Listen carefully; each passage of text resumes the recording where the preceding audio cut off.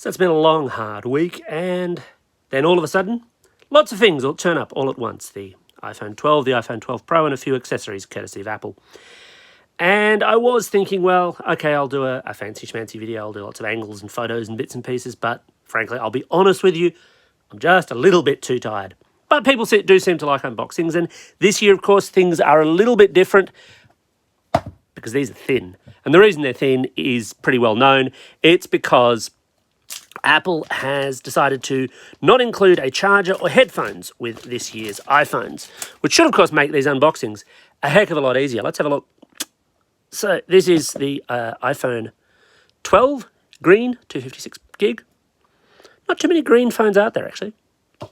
Wow, that's very green. That's very, very green. I'll give it that. That is green phone. And it's a green phone that, yeah, does remind me a lot of the iPhone 4, but, you know, then it would. Otherwise, in the box, we have Lightning to USB-C. And, well, yeah, what can I say about that? Lightning almost feels like it's a little bit vestigial for Apple now because it's starting to slowly pick up USB-C as its primary connection. You look at the new iPad Air, for example, and it's got that. But there we go. So there's that. Now, me being me, I would throw that into a case. They have supplied me with one, which is nice. You obviously do not, by standard, get one. These are review models, and they will be going back for anyone asks, hey, do you get to keep them? No, I don't. And then the bigger chap, the 12 Pro. This is the 12 Pro, not the 12 Pro Max, because, of course, the 12 Pro Max and the iPhone 12 mini don't actually come out until mid-November. I cannot recall the date off the top of my head because, like I said before, it's been a long, hard week.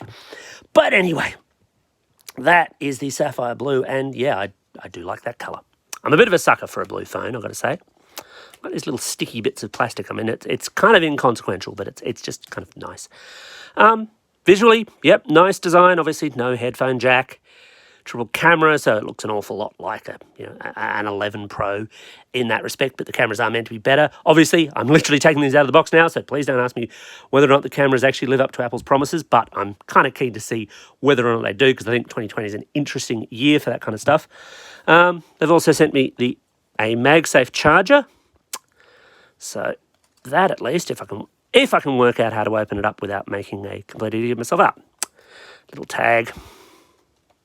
I will give Apple this. They usually make their stuff fairly easy to open in most cases. But of course, this is basically just going to be cable Qi charger with magnets in it, which is pretty much exactly what we got here eventually.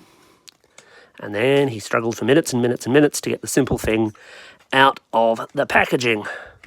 I guess they don't assume too many people are going to be putting this back in the box, although, again, I don't get to keep it. But not feeling the love yet. Ah, there we go.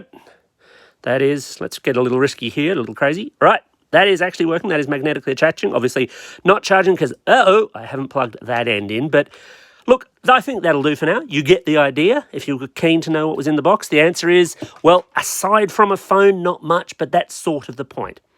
I'd better get to testing these. Thanks for watching.